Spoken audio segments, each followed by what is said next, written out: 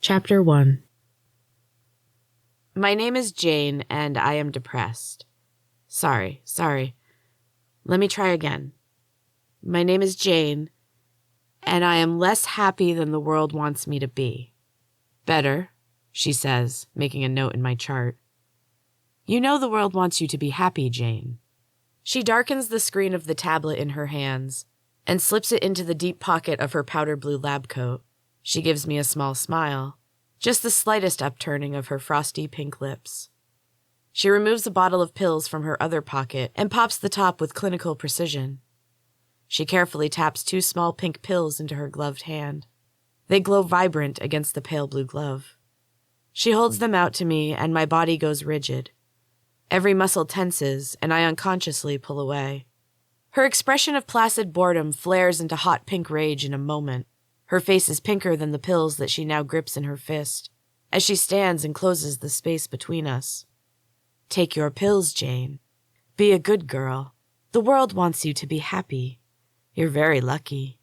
Now take your pills.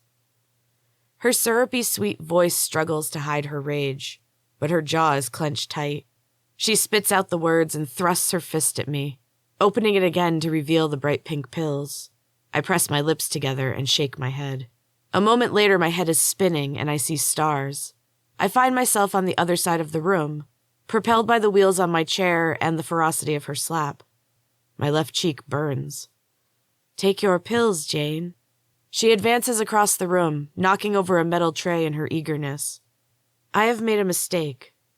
Jenny likes giving punishment. When I open my eyes, I am staring at the smiling face of Mr. Cheer, the sunshine mascot of the Silent Trees Wellness Center. There is a mural of him on every ceiling in the center, something for us to focus on when we're feeling less happy than we should be. My head hurts. Sort of. There is no actual pain, but there once was. I must have been unconscious for most of the beating. There is a memory of pain under the soft pink fog that envelops my mind. I stare at Mr. Cheer's beaming smile, and I smile back. My face is stiff, and my cheeks resist the unusual movement. Mr. Cheer keeps smiling. The fog surrounds me, and I sink into a pink cotton candy cloud, just for a moment. Then I jerk myself out of the haze with enough force to throw myself from the bed. The concussion of pain that shoots through my body when I land is enough to make me cry out. I clap a clumsy hand over my mouth, and another wave of discomfort shudders through me. Jenny was thorough in her work. I remain on the floor, frozen and waiting to see if anyone heard me. The halls of the center are usually quiet, eerily so. Occasionally, someone will find a way to skip their meds and cause a scene. That someone is usually me. There are 6 other patients in the wing. I don't know any of their names. We are not allowed to speak. They are afraid if we communicated, there would be a riot. I find that idea thrilling. I want to shake things up. I want to run. Just run and run and run. Boredom makes my skin crawl. I have to get out of this place. There is the slightest noise outside the door. They heard me. I remain where I am. There is no point in trying to pretend. Mr. Cheer's mirrored sunglasses are actually cameras. I never had a chance. The door swings open silently. Everything in this place is soft and hushed. Nothing jarring. Not for us. The man that enters is enormous. My heart drops into my stomach and the nerves begin their dance. I have not seen this man before. He wears the same pale blue orderly uniform, but it is stretched tight across his broad chest and outlines the size of his muscles.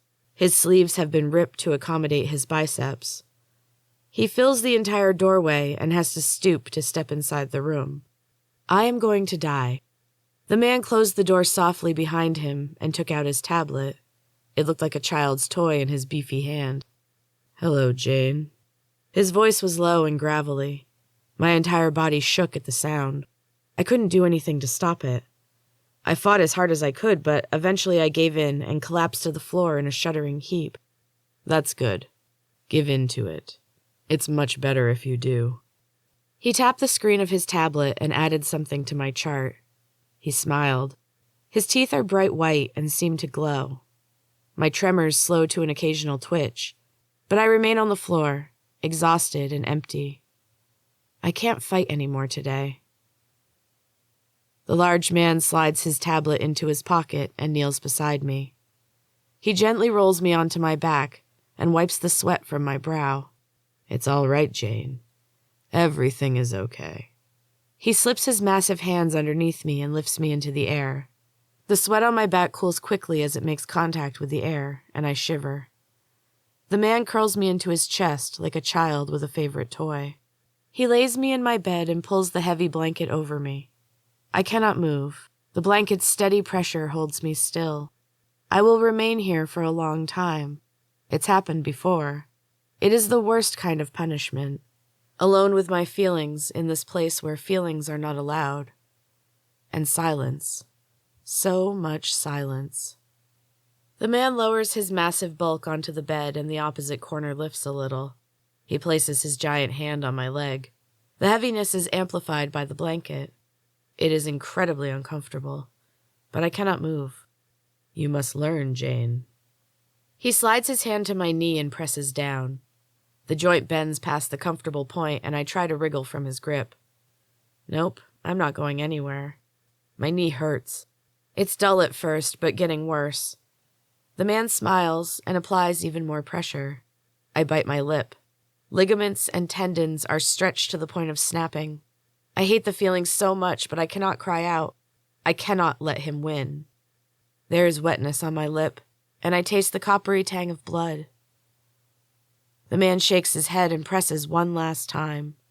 Then suddenly he releases his hand, and my leg snaps painfully back into place. Still I remain silent. The man's pale eyes meet mine. They are the same color as his lab coat. Something flashes there. Could it be anger? There is a morbid irony in the way they all lash out so quickly. They are at times more emotional than me. Not a good look for them. Not as employees of the center. He pats my knee again and grins when I flinch. Good night, Jane. Be a good girl. I'll be watching. He slips silently from the room, and the door clicks shut behind him. I stare up at Mr. Cheer, feeling a wave of hopelessness wash over me. I have no idea how long I will be stuck here, but it really doesn't matter. I am trapped either way.